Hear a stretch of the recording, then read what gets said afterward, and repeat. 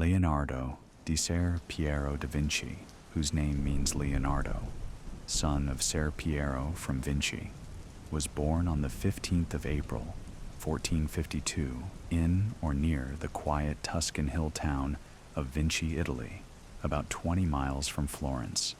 He entered the world out of wedlock, the son of Ser Piero da Vinci, a Florentine legal notary, and Caterina di Meo Lippi, a young woman from the lower class.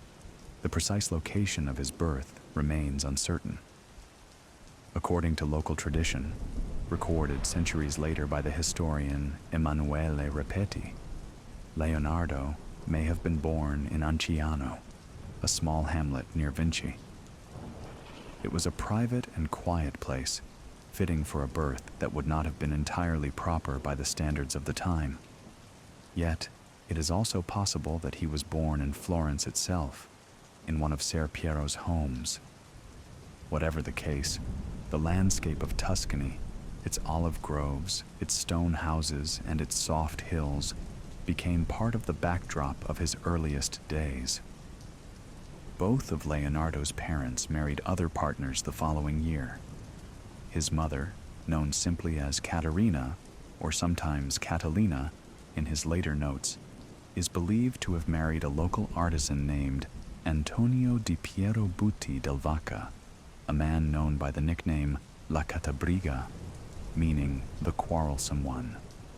His father, meanwhile, married Albiera Amadori, a young woman from a respectable family in Florence. After Albiera's early death in 1464, Ser Piero went on to marry 3 more times. From these marriages, Leonardo would eventually have 16 half-siblings, though only 11 survived infancy. Many were born decades after him. The youngest came into the world when Leonardo was already 46. Because of this wide age gap, he shared little of his life with them and remained, in many ways, an only child. Very little is known about Leonardo's childhood. Much of it is clouded by myth and speculation, shaped by later biographers such as Giorgio Vasari, whose 1550 work lives of the most excellent painters, sculptors, and architects, often mixed fact with legend. What little we do know comes from fragments, tax records, brief notes, and passing mentions.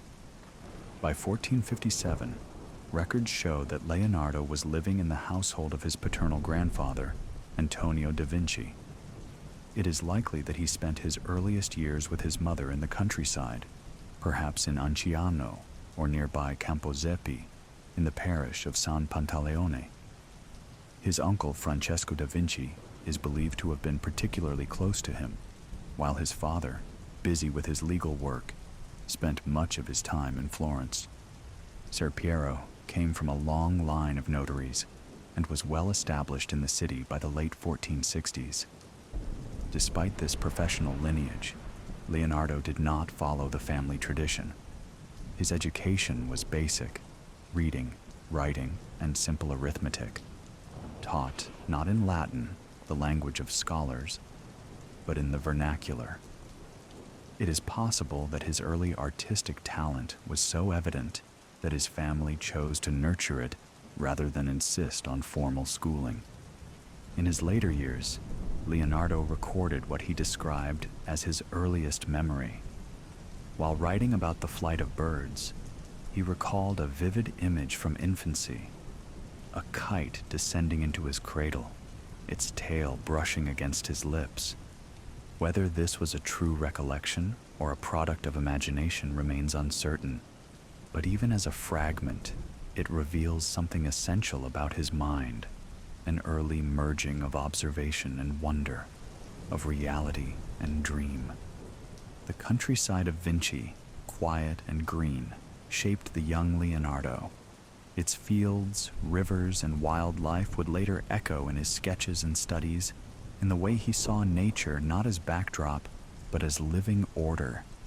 In these hills, the illegitimate son of a notary began a life that would bridge art and science, the real and the imagined, the earthly and the divine. In the mid-1460s, Leonardo's family settled in Florence, a city that at the time was the beating heart of Christian humanist thought and Renaissance art.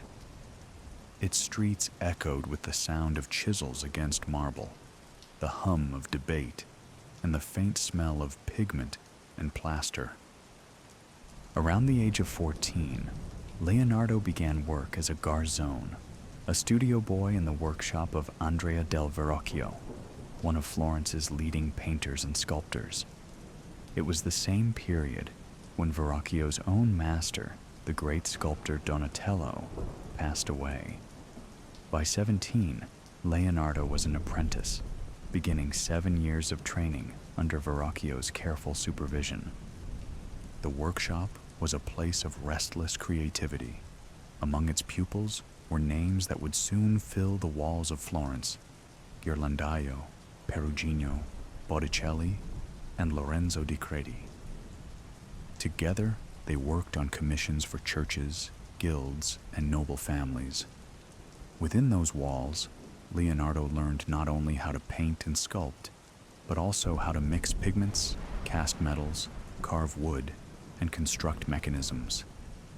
His training was as broad as it was deep, blending art with science in a way that would define his life's work. He studied the basics of chemistry, metallurgy, and mechanics, alongside the delicate arts of drawing, plaster casting, and leatherwork. Each day began with the grinding of pigments and the stretching of canvases.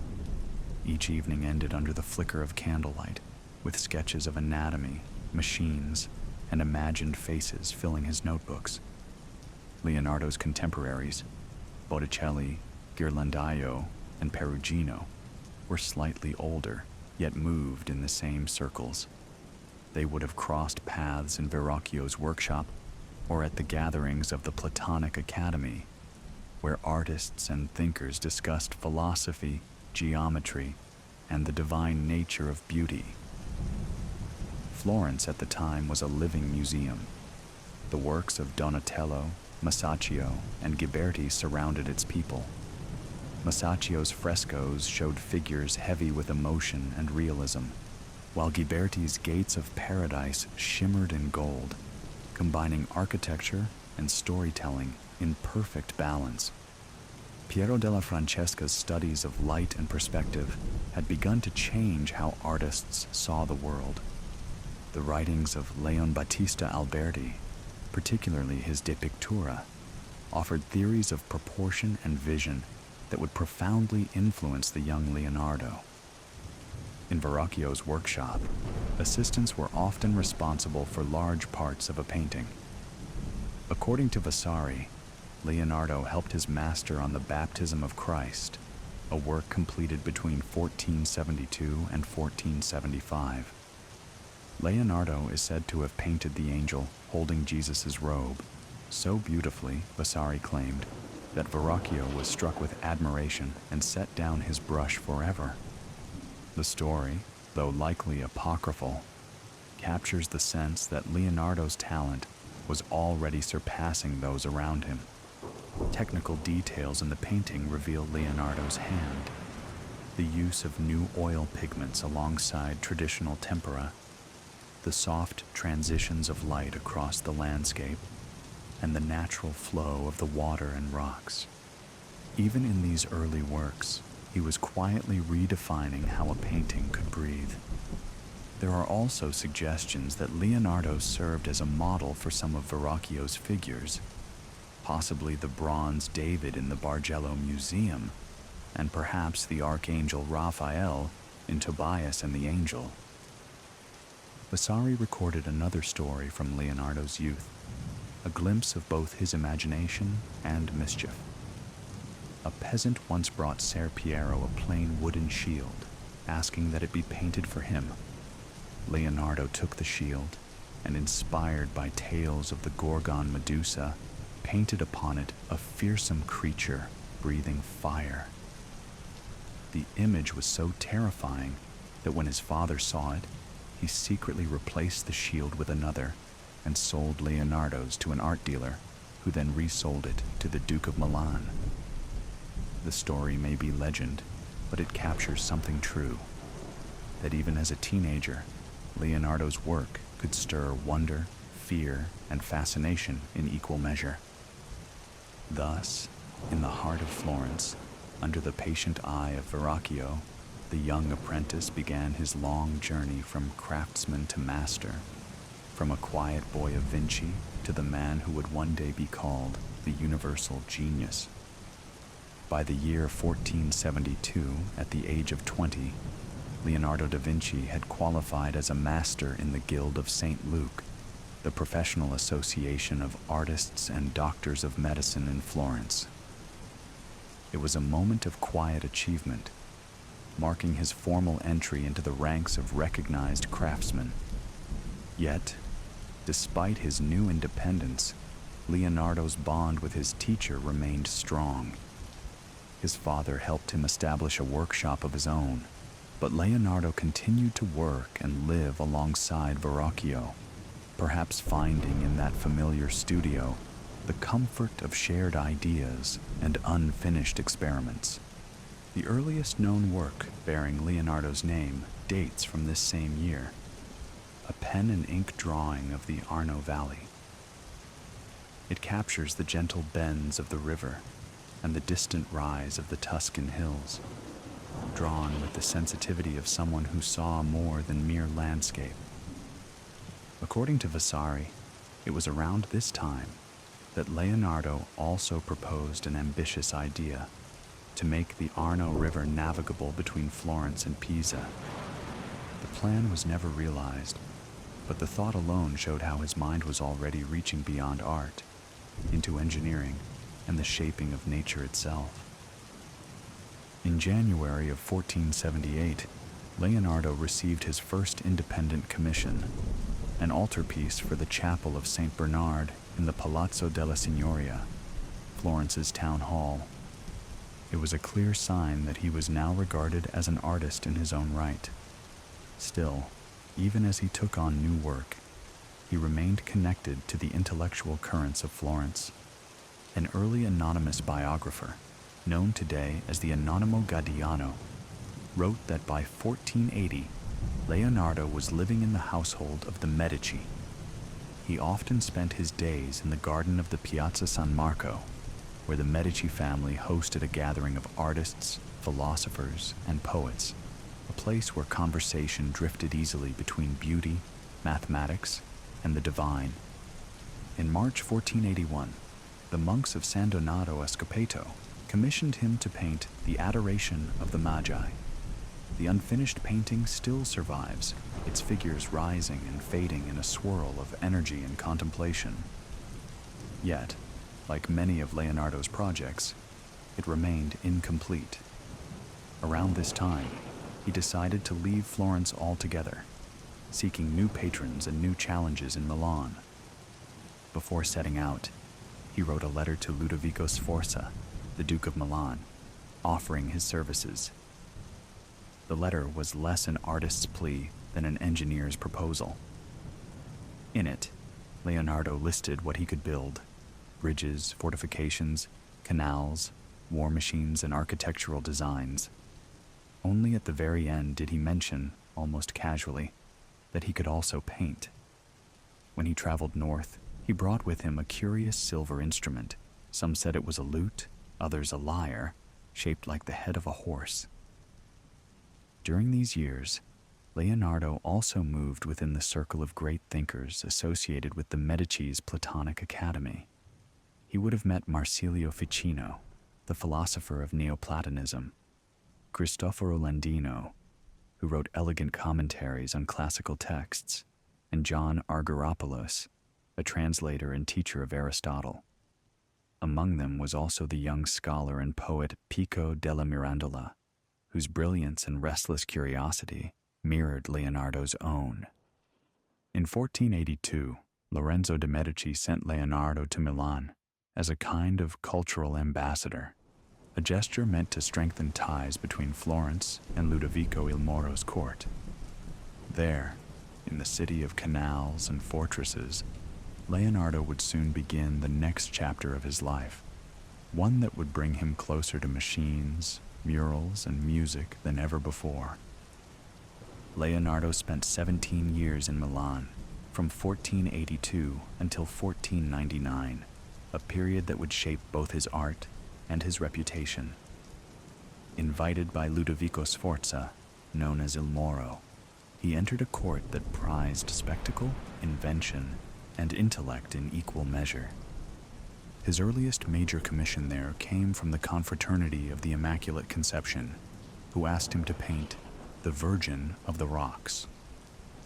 The painting, with its dim grotto and tender figures, would later exist in two versions, one in Paris, one in London, both whispering of mystery and light. Around the same time, he received another commission, to create the Last Supper for the refectory of the monastery of Santa Maria delle Grazie. In that quiet room, he would paint a moment of divine tension, Christ announcing betrayal, and the apostles frozen between shock and disbelief. In the spring of 1485, Leonardo traveled to Hungary on behalf of the Duke. There he met King Matthias Corvinus, a ruler known for his patronage of scholars and artists, and was asked to paint a Madonna for him. Little is known of the work itself, but the journey reflected Leonardo's growing reputation beyond Italy. 5 years later, in 1490, he was called as a consultant for the construction of the Cathedral of Pavia, alongside the architect Francesco di Giorgio Martini. On the site, he studied the ancient bronze statue known as the Regisol, an equestrian monument that had survived from Roman times. Fascinated by its balance and form, he made sketches of it, quiet studies that later informed his own ambitious designs. For Ludovico Sforza, Leonardo worked on many projects, some grand, others fleeting. He designed floats, costumes, and elaborate stage machinery for festivals and court celebrations. He produced architectural drawings and even a wooden model for a competition to design the great cupola of Milan's cathedral. But his most ambitious undertaking was the Gran Cavallo, a colossal equestrian statue meant to honor Ludovico's father, Francesco Sforza. The statue was to surpass anything created before it, larger even than Donatello's Gattamelata in Padua or Verrocchio's Bartolomeo Colleoni in Venice. Leonardo completed a full-scale clay model of the horse and drew meticulous plans for casting it in bronze, yet the vision was never realized. In 1494, as political tensions rose and the threat of war loomed, Ludovico ordered that the bronze set aside for the monument be melted down to make cannons for the defense of Milan against the invading forces of Charles VIII of France. The great horse, silent, motionless, and unfinished, remained only as an idea, a symbol of the fragility of even the grandest ambitions. In his later years in Milan, Leonardo continued to work for the Sforza court.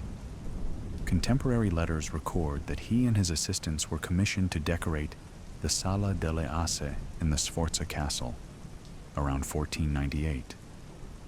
The vast hall was transformed by his imagination into a vision of living architecture, a painted illusion, or trompe-l'oeil, in which 16 mulberry trees rose from the walls, their trunks and branches weaving together overhead. The ceiling became a tangled canopy of leaves, knots, and golden light, turning stone into forest and shadow into shelter. It was the final great flourish of his Milanese period, a merging of art, illusion, and nature that reflected Leonardo's belief that everything in the world was connected, from the flow of a river to the curve of a leaf to the gaze of a human eye. When Ludovico Sforza was overthrown by the French in 1500, Leonardo's long residence in Milan came to an abrupt end. With the fall of his patron, he left the city quietly, accompanied by his faithful assistant Salai and his friend, the mathematician Luca Pacioli. Together, they traveled to Venice, where Leonardo found brief employment as a military architect and engineer. Venice, a city suspended between sea and sky, sought his help in designing new methods of defense against possible naval attacks. For a time, his genius turned from art to strategy, to the flow of tides, the strength of fortifications, and the geometry of canals. Later that same year, Leonardo returned to Florence. There, the Servite monks of Santissima Annunziata offered him lodging and a workshop. Within those quiet cloisters, according to Vasari, Leonardo began work on a large drawing, a cartoon depicting the Virgin and Child with Saint Anne and the infant Saint John the Baptist. The piece was never painted, but the cartoon itself became an event. People of all ages, Vasari wrote, came to see it as if attending a festival. The gentle faces, the movement of hands, and the serenity of the figures revealed an artist who had mastered tenderness as fully as structure. In 1502, Leonardo entered the service of Cesare Borgia, the ambitious son of Pope Alexander VI. As Borgia's military architect and engineer, Leonardo traveled across central Italy, inspecting fortresses, designing defenses, and drawing maps of extraordinary precision. Among these was a detailed plan of the town of Imola, created to impress Borgia with his skill. The map's accuracy and clarity so impressed his patron that Leonardo was appointed chief military engineer and architect. During his service, he also produced a map of the Chiana Valley in Tuscany, showing the lay of rivers, fields, and villages. This map was part of a larger vision, a plan to construct a canal linking the sea to Florence, ensuring a steady flow of water through all seasons. Even in military service, Leonardo's mind turned toward the harmonies of landscape and design, toward the joining of utility and beauty. By early 1503, Leonardo had left Borgia's service and returned once more to Florence. On October 18th, he rejoined the Guild of St. Luke, renewing his ties to the city's community of painters. That same month, he began a portrait of a young woman named Lisa del Giocondo, a commission that would quietly become the most famous painting in the world. The Mona Lisa, with her enigmatic smile and timeless calm, would occupy Leonardo's attention for years, and he would carry it with him until the end of his life. In January 1504, he served on a committee tasked with deciding where Michelangelo's statue of David should stand. Around this same time, Leonardo accepted a grand commission from the Signoria, a mural of the Battle of Anghiari, meant to adorn the Hall of the 500. Across the hall, Michelangelo was to paint its companion piece, the Battle of Cassina. The two giants of the Renaissance worked separately, yet their rivalry was the subject of endless fascination. Leonardo's design for the Battle of Anghiari captured a violent struggle over a standard, men and horses twisted together in motion. But like many of his projects, it remained unfinished. In 1506, Leonardo was called back to Milan, this time by Charles II d'Amboise, the French governor ruling in the name of King Louis XII. There, Leonardo took under his wing a young nobleman named Francesco Melzi, who would become his pupil, companion, and most devoted follower. The city's council in Florence requested his return to complete the Battle of Anghiari, but permission was granted for him to stay in Milan at the king's request. Louis XII admired Leonardo deeply and considered commissioning portraits from him, and perhaps even an equestrian monument to d'Amboise himself. A small wax model attributed to Leonardo still exists, thought by some to be connected to this lost project, though its authorship remains uncertain. In Milan, Leonardo was largely free from formal obligations, He devoted much of his time to scientific studies, anatomy, botany, hydraulics, and the endless observation of how things moved, breathed, and grew. Among those who studied with him during this period were several of Milan's most talented young artists, Bernardino Luini, Giovanni Antonio Boltraffio, and Marco Doggiono. They followed his methods, his patience, and his habit of seeing nature not as separate disciplines, but as one continuous design. In 1507, Leonardo returned briefly to Florence to settle a family matter, a dispute with his brothers over the inheritance of his father, Ser Piero, who had died 3 years earlier. By then, Leonardo was in his mid-50s. The restless movement between cities, courts, and commissions had become a rhythm of his life. Yet through all the changes of place and patron, his curiosity, calm, relentless, and unending, remained the one constant. By 1508, Leonardo had once again made Milan his home, settling in a house in Porta Orientale, within the quiet parish of Santa Babala. His notebooks from these years show a mind absorbed in study of anatomy, geometry, light, and motion. Though his days of royal commissions and grand public works seemed behind him, he continued to observe and record, his curiosity undimmed. In 1512, he began work on plans for an equestrian monument to Gian Giacomo Trivulzio, a respected Milanese general. It was to be another monumental bronze horse in the tradition of his earlier design for the Sforza family. But fate, as so often in Leonardo's life, intervened. That same year, Milan was swept into turmoil as the city fell to the combined forces of the Swiss, Spanish, and Venetians, driving the French from power. The project was abandoned before it began. Leonardo remained in the city for a time, finding refuge in the Medici villa at Va Priodata, where he stayed for several peaceful months in 1513, surrounded by gardens and flowing water. That year brought new change.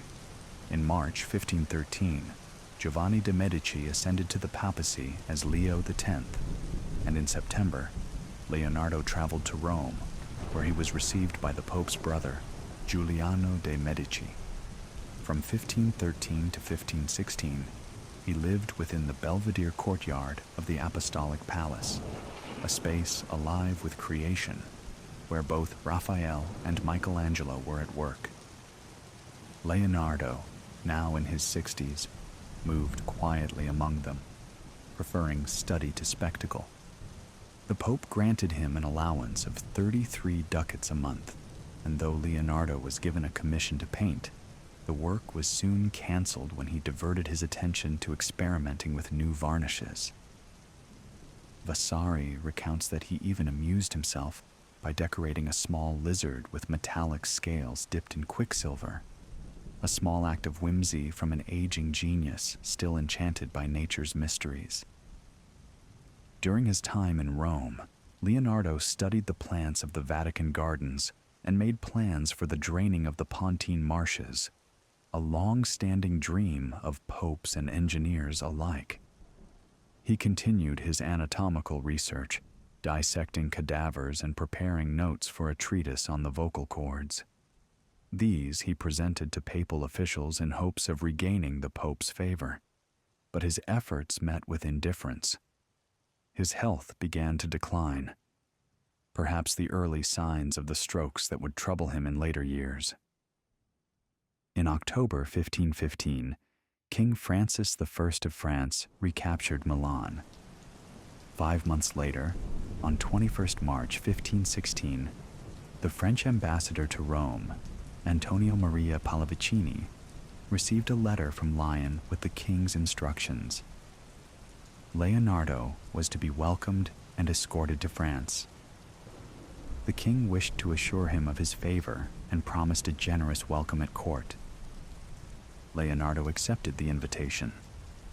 Later that year, he crossed the Alps for the last time and entered the service of Francis I. the king granted him the manor of Clos-Lucé, near the royal Château d'Amboise, a quiet residence connected to the palace by a covered walkway. There, Leonardo found something he had rarely known: peace. He was treated with respect, visited often by the king, and supported by a pension of 10,000 scudi. Even in his final years, his imagination did not rest. For the French court, he designed a mechanical lion that, during a pageant, walked toward the king and opened its chest to reveal a cluster of lilies, the symbol of France. He drew plans for a grand castle town at Romorantin, which Francis dreamed of building as a new royal seat. Though the project never came to fruition, it revealed Leonardo's enduring fascination with the harmony between architecture and nature. At Clos-Lucé, Leonardo was attended by his devoted student and companion, Francesco Melzi, who cared for him until the end. A small number of portraits from this period survive, one drawn by Melzi himself, another sketched by an unknown hand on the back of one of Leonardo's studies, and a final drawing by Giovanni Ambrogio Figino, showing an elderly Leonardo, his right arm wrapped in cloth. These images, along with a written account from 1517 describing a visit by Louis of Aragon, confirm that by this time, Leonardo's right hand had become partially paralyzed, perhaps from a stroke, limiting his ability to paint. It may explain why the Mona Lisa, which he had carried with him for years, remained forever unfinished. Even so, he continued to draw, write, and teach. His curiosity endured until his strength no longer did. In his final months, Leonardo became bedridden, his mind still restless as his body failed him. Surrounded by his notebooks, his instruments, and his loyal pupil Melzi, he spent his last days in quiet reflection. A man who had spent a lifetime seeking to understand the pattern of all things. Leonardo da Vinci died at Clos-Lucé on the 2nd of May, 1519. He was 67 years old. The cause of death was likely a stroke, though his health had been in slow decline for several years. By that time, he had grown close to King Francis I of France, who visited him often. Vasari wrote that Leonardo, lying upon his deathbed, wept with remorse, confessing that he had offended against God and men by failing to practice his art as he should have done. In his final days, he called for a priest, received the Holy Sacrament, and made peace with his conscience. Vasari also tells a tender story, that the king himself cradled Leonardo's head as he died. Whether true or not, it captures something essential about how Francis regarded him, with affection and reverence, as both a friend and a man of unmatched genius. According to his will, Leonardo's funeral was to be simple, yet solemn. 60 beggars followed his coffin, each holding a taper as the procession wound through the quiet paths of Amboise. His faithful pupil, Francesco Melzi, who had been at his side for years, served as the principal heir and executor. Melzi inherited not only money, but also Leonardo's paintings, manuscripts, tools, and personal belongings, the scattered remains of a lifetime of curiosity. Others were remembered as well. Salai, Leonardo's longtime assistant and companion, received half of his vineyards, sharing the other half with Leonardo's servant, Baptista de Villanis. His brothers were left land, and his household maid was given a fur-lined cloak, a final gesture of quiet generosity. On the 12th of August, 1519, Leonardo's remains were laid to rest in the collegiate church of Saint-Florentin at the Château d'Amboise. Nearly 20 years later, the goldsmith and sculptor Benvenuto Cellini recalled a remark made by King Francis that there had never been another man born in the world who knew as much as Leonardo, not so much about painting, sculpture, or architecture, as that he was a very great philosopher. It was an epitaph worthy of him, not bound to any one art, but to thought itself. Among those who had shared his home, few had known him longer than Gian Giacomo Caprotti, better known as Salai, or Il Salaino, meaning the little unclean one. He had entered Leonardo's household in 1490 as a mischievous boy. Within a year, Leonardo was already listing his faults. "A thief, a liar, stubborn, and a glutton," he wrote, after Salai had stolen money and squandered it on fine clothes. Yet despite these transgressions, Leonardo kept him close for nearly 30 years. Salai learned painting under Leonardo's guidance and produced works under the name Andrea Salai. Though Vasari claimed that Leonardo taught him many things about painting, his art never reached the refinement of Leonardo's other pupils, such as Boltraffio or Marco Doggiano. Still, their bond endured. Salai was more than an assistant. He was part of Leonardo's small, shifting household, sharing in both the labor and the loneliness of his master's life. When Salai himself died in 1524, an inventory of his belongings listed among them a painting called La Gioconda, valued at 505 lire, an unusually high sum for a small portrait. Whether it was the original Mona Lisa or a copy made under Leonardo's guidance, no one can say for certain. Yet in that quiet record, another thread of Leonardo's story lingers, that even after death, his art continued to move through the hands of those who had known him best. For nearly 4 centuries after his death, Leonardo da Vinci's reputation rested not on his notebooks or inventions, but on his paintings. His fame endured quietly, carried by only a handful of works, each considered among the greatest ever made. Long before he was remembered as an engineer or a scientist, he was known simply as the divine painter. Even in his own lifetime, by the 1490s, that title had already followed him. These few surviving paintings, authenticated or attributed, became the measure by which his genius was known. They were studied by students, discussed by scholars, and imitated by artists for generations. Each seemed to hold a mystery beyond its surface, a quiet perfection that resisted explanation. The qualities that set Leonardo apart were subtle, yet profound. He painted with techniques entirely his own, laying on color in layers so thin that light seemed to breathe through the surface. His understanding of anatomy gave his figures a living grace, muscles shifting softly under skin, eyes that seemed aware, hands that carried weight and emotion.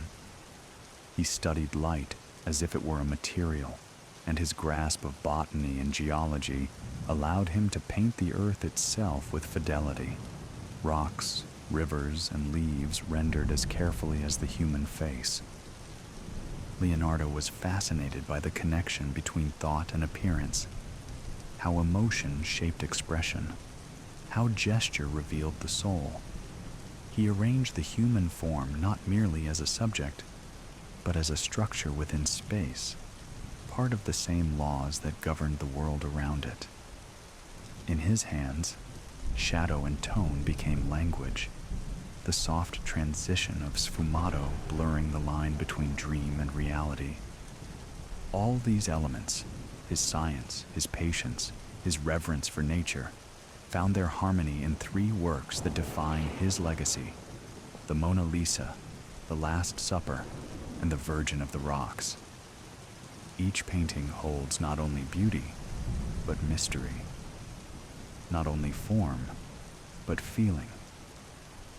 Through them, Leonardo's art remains what it always was: quiet, deliberate, endlessly studied, and like the man himself, forever unfinished. Leonardo first drew public attention through his contribution to the Baptism of Christ, a painting completed in collaboration with his teacher, Andrea del Verrocchio. Though still young, Leonardo's hand could be seen in the angel holding Christ's robe, softer in form, lighter in touch, and alive with a grace that distinguished him from his master. Even in this shared work, a new voice in painting had quietly emerged. During his years in Verrocchio's workshop, Leonardo also created 2 paintings of the Annunciation, both depicting the moment when the angel Gabriel appears before the Virgin Mary. One was small, only 59 centimeters long and 14 high, a predella panel meant to rest at the base of a larger altar painting, originally by Lorenzo di Credi. Over time, the 2 pieces became separated, yet Leonardo's small panel retained its quiet beauty.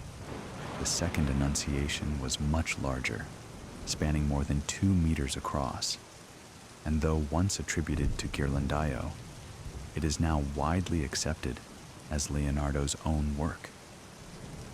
In both paintings, the composition follows a familiar arrangement established by earlier artists, such as Fra Angelico. The Virgin sits or kneels on the right side, while the angel approaches from the left, wings unfurled, bearing a white lily, the symbol of purity. Yet within this traditional structure, Leonardo introduced something different, a sense of calm observation, of real air and space between the figures.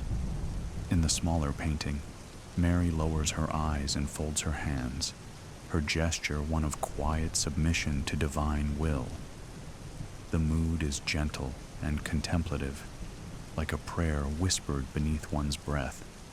But in the larger work, Leonardo gave her a new kind of presence. Here, the young virgin, caught in the act of reading, places a finger in her book to keep her place. Her hand lifts slightly in greeting or surprise, not fear. The moment feels alive, suspended between thought and motion. This virgin does not yield passively. She accepts her calling with calm assurance. Her face reflects both understanding and strength. In her, Leonardo presented not a distant saint, but a human being, serene, intelligent, and self-aware. It was the first clear sign of the humanist spirit that would come to define his art, the belief that divinity might be expressed not by miracle or mystery alone, but through the quiet dignity of human nature itself. Among all of Leonardo's works from the 1490s, none became more celebrated than the Last Supper. Commissioned for the refectory of the convent of Santa Maria delle Grazie in Milan, it was meant to adorn the dining hall where monks gathered for their meals. The subject was familiar, Christ's final meal with his disciples before his arrest. But Leonardo approached it with quiet daring. He chose to capture not the blessing of the bread or wine, but the single moment after Jesus had spoken the words, "One of you will betray me." What followed was a painting not of ritual, but of reaction. The table becomes a stage where each apostle responds in shock, grief, or disbelief. Hands rise, faces turn, and within the silence of that sentence, Leonardo created movement, a study of human emotion bound by a single invisible thread. The writer Matteo Bandello, who witnessed Leonardo at work, described his unpredictable rhythm, painting for hours, sometimes from dawn to dusk without pause, then abandoning the wall for days at a time. To the monks who watched, his method seemed mysterious and troubling. The prior of the convent, misunderstanding the artist's process, grew impatient and pressed him constantly to finish. Leonardo finally appealed to Ludovico Sforza, the Duke of Milan, to intervene. Vasari later recounted the story that Leonardo, struggling to perfect the faces of Christ and Judas, told the Duke he might use the prior himself as the model for the traitor. Whether true or not, the tale captures Leonardo's dry humor and his endless search for perfection. When the work was completed, The Last Supper was immediately hailed as a masterpiece of composition and character. The balance of light, geometry, and gesture felt almost divine in its precision. Yet the triumph was fragile. Within a century, visitors reported the painting in ruin, flaking, faded, and scarred by damp. Leonardo had chosen to experiment, applying tempera and oil to a dry wall rather than using the traditional fresco technique. The mixture gave him greater control over detail, but it proved unstable. The gesso base absorbed moisture, and the paint began to crumble. Still, even in its damaged state, The Last Supper endures as one of the most reproduced and studied images in history. Its influence has traveled far beyond the monastery walls, across canvases, books, films, and centuries, its silence continuing to speak. Toward the end of his time in Milan, around 1498, Leonardo completed another great project for Ludovico Sforza, the Sala delle Asse in the Castello Sforzesco. There, he transformed the great hall into a painted illusion of intertwined trees, their branches and leaves forming a living canopy above the walls. It was as if the court of Milan had been drawn into the heart of a forest, a final reminder that for Leonardo, art and nature were never separate things, but one and the same. Among the works Leonardo created in the early 16th century stands the small portrait now known to the world as the Mona Lisa, or La Gioconda, the Laughing One. In our time, it has become the most recognized painting on earth, yet its power remains rooted in silence. The portrait's fame rests on a single, delicate mystery: the woman's smile. It is gentle and elusive, changing almost imperceptibly with every glance. The corners of her mouth and eyes are softened by a haze of shadow, so subtle that one cannot tell if she is smiling or simply breathing. This soft blending of tone, neither light nor dark, came to be known as sfumato, a word meaning smoky, describing the vaporous transitions that Leonardo perfected. Vasari, who saw the painting not long after it was made, wrote that the smile was so pleasing that it seems more divine than human, and that its lifelike quality astonished all who beheld it. The painting is restrained in its beauty. The woman wears no jewelry, no decoration, nothing to distract from her face and hands. The background, a strange, shifting landscape of winding rivers and fragile bridges, feels like another world, as if painted in the half-light of memory. The colors are muted, the tones blended until the surface shows no trace of brushwork. Leonardo applied his oils in thin layers, polished and fused so seamlessly that the paint seems to have become flesh. Vasari remarked that such perfection would make even the most confident master despair. Remarkably, the Mona Lisa has survived in near-perfect condition. No heavy restoration, no visible overpainting, an uncommon fate for a work of its age. It remains, even now, much as Leonardo left it, silent, luminous, alive. Another of his great late works, The Virgin and Child with Saint Anne, follows the same spirit of compositional harmony. Here, Leonardo returned to a theme that had long fascinated him: figures set within a living landscape. Art historian Jack Wasserman once described it as breathtakingly beautiful, and indeed, it captures both the tenderness of family and the shadow of destiny. In the painting, Saint Anne sits calmly, her daughter Mary resting upon her knee. Mary leans forward, her body turned in graceful motion as she restrains the Christ child, who plays with a lamb. the symbol of his own sacrifice. The arrangement is both intimate and symbolic. 3 generations bound together by love and by the quiet foreknowledge of suffering. Leonardo's use of overlapping poses, soft light, and balanced diagonals gave the scene a depth both emotional and spatial. The work was admired widely, copied many times, and deeply influenced the next generation of painters, Michelangelo, Raphael, and Andrea del Sarto among them. Through their hands, its rhythm and design echoed across the Renaissance, reaching even the Venetian masters Tintoretto and Veronese, who carried its grace into their own vibrant worlds. In both the Mona Lisa and the Virgin and Child with Saint Anne, Leonardo's vision reached its purest form, where the human spirit, the natural world, and divine mystery coexist in stillness. Leonardo da Vinci was a tireless observer of the world. Wherever he went, he carried notebooks filled with sketches, measurements, and thoughts. He drew everything that caught his attention: the curve of a river, the fall of fabric, the flight of a bird.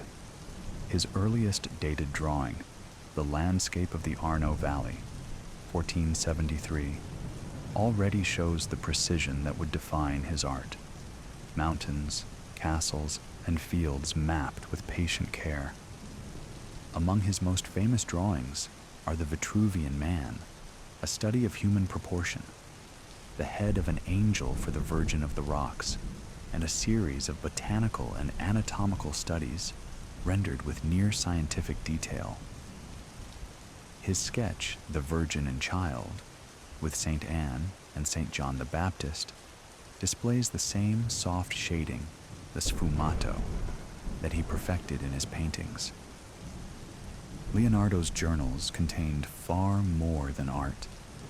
He filled thousands of pages with ideas and experiments: flying machines, water pumps, war engines, dissections, studies of light and motion, and even shopping lists and debts owed. To him, there was no boundary between science and art. Both were ways of understanding nature. After his death, these papers passed to his pupil Francesco Melzi, who tried to preserve them. Over the years, they were scattered across Europe, some ending up in royal collections and museums such as Windsor Castle, the Louvre, and the Biblioteca Ambrosiana in Milan. The most famous, the Codex Atlanticus and the Codex Leicester, still reveal the restless mind of a man who saw beauty in every mechanism of life. Leonardo wrote most of his notes in mirror script, from right to left, perhaps to suit his left hand, or perhaps to keep his thoughts his own. Together, his journals remain a map of a single, lifelong pursuit: to see the pattern behind all things and to record it before it disappeared. Leonardo's approach to science was guided by observation rather than theory. He sought to understand nature by watching it closely, drawing what he saw with patient precision instead of conducting formal experiments. Though he lacked advanced schooling in Latin and mathematics, he taught himself both and recorded observations that were centuries ahead of his time. Among them, he noted simply, "The sun does not move." In the 1490s, Leonardo studied mathematics with Luca Pacioli and created a series of elegant drawings of geometric forms for Pacioli's book Divina Proporzione. His notebooks show a mind drawn equally to light, motion, anatomy, and the living patterns of the world. He planned to publish treatises on many subjects, but they remained unfinished. Portions of his writings were later gathered into a treatise on painting, which influenced European art and thought for generations. Leonardo's studies of anatomy were among his most extraordinary achievements. Granted permission to dissect human corpses, He produced over 240 drawings and 13,000 words of notes describing the body in precise detail. Muscles, organs, nerves, and bones rendered with both scientific accuracy and artistic grace. He discovered the function of the heart's valves, described arterial disease, and even built wax models of the brain's ventricles to understand circulation. He compared human anatomy with that of animals, seeking unity in nature's design. As an engineer, Leonardo applied the same curiosity to machines and motion. He sketched weapons, bridges, hydraulic systems, and mechanical devices of every kind, filling thousands of pages with designs. His letters to patrons promised inventions for both war and peace, from siege engines and canal systems to musical instruments and flying machines. Many of his sketches, such as the aerial screw and ornithopter, foreshadowed technologies that would not exist for centuries. In his notebooks, Leonardo also recorded the first known laws of friction, correctly dismissing the idea of perpetual motion. Like his art, his science was never about invention alone, but about seeing, understanding how the world moved, breathed, and held itself together. To him, there was no boundary between beauty and knowledge, for both were reflections of the same divine order. Though he never received formal academic training, Leonardo da Vinci came to embody the idea of the universal genius, the complete Renaissance man. His boundless curiosity and inventive mind made him one of the most diversely talented individuals in history. To his contemporaries, he seemed touched by something beyond ordinary understanding, logical in thought, yet unrestrained in imagination. During his lifetime, his fame was immense. The King of France, Francis I, is said to have cherished him as both friend and prize, supporting him in his final years, and, according to legend, holding him in his arms as he died. Centuries later, his presence still endures. His paintings draw endless crowds. His notebooks inspire new research, and his image remains a symbol of human creativity. Writers and artists across the ages have paid tribute to him. The biographer known as Anonimo Gaudiano wrote that nature worked a miracle on his behalf. Vasari, in Lives of the Artists, called him a man marvelously endowed by heaven with beauty, grace, and talent. 19th century critics such as Henry Fuseli and Bernard Berenson saw him as the dawn of modern art, one who turned everything he touched into beauty. In the modern era, his influence continues. Art historians pore over his notebooks, scientists analyze his techniques, and authors, including Walter Isaacson, still search for the man behind the myth. Exhibitions, such as the Louvre's great 2019 retrospective marking the 500th anniversary of his death, remind the world of his enduring power. His Mona Lisa remains the most famous portrait ever painted. The Last Supper continues to be the most reproduced religious image in history. And the Vitruvian Man, drawn in the quiet of his study, has become a universal emblem of art, science, and the human form itself.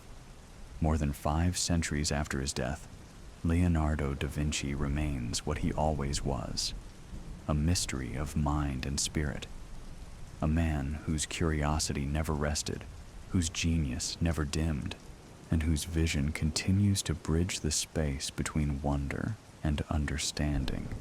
Leonardo da Vinci was laid to rest on 12th August of 1519 in the Collegiate Church of Saint-Florentin at the Château d'Amboise. But like so many chapters of his life, even his death left behind a mystery. During the French Revolution, much of the chateau was damaged, and the church was demolished in 1802. The graves within were disturbed, their stones scattered and their names lost to time. Some say a gardener quietly reburied a few bones in a corner of the courtyard. And with that, the trail of Leonardo's remains faded into uncertainty. In 1863, nearly 3 centuries later, an inspector named Arsène Houssaye excavated the ruins. There, he discovered a partial skeleton, white-haired, wearing a bronze ring, and surrounded by fragments of stone inscribed with the letters E-O-A-R-D-U-S and V-I-N-C. He believed they once spelled Leonardus Vinci. A silver shield nearby bore the image of a beardless Francis I, matching the king's appearance during Leonardo's final years in France. Houssaye declared the remains to be Leonardo's, though even he admitted the evidence was not conclusive. He remarked upon the skull's large size, perhaps, he mused, a sign of genius, though later scholars dismissed such ideas as Victorian fancy. The bones were reburied in 1874 in the small chapel of St. Hubert, within the same chateau where Leonardo had once lived and died. Today, a simple plaque marks the spot, gently stating that the tomb's contents are presumed to be those of Leonardo da Vinci. Modern science has not forgotten him.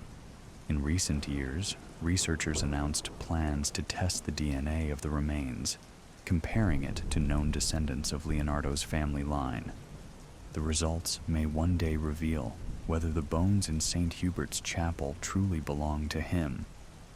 In 2019, on the 500th anniversary of his death, a small museum in his hometown of Vinci displayed a ring and a lock of hair, once kept by Houssaye, passed through generations, and rediscovered a century later. Whether genuine or not, they stand as quiet symbols of how the world still reaches out to touch the man who touched everything. And so, even in death, Leonardo remains what he was in life, a mystery surrounded by wonder. His body may rest in France, but his spirit drifts through his drawings, his inventions, and his endless curiosity, always searching, always learning. 500 years have passed, and still, the world leans closer to listen. Good night, Maestro Leonardo. May your restless mind at last find peace among the stars.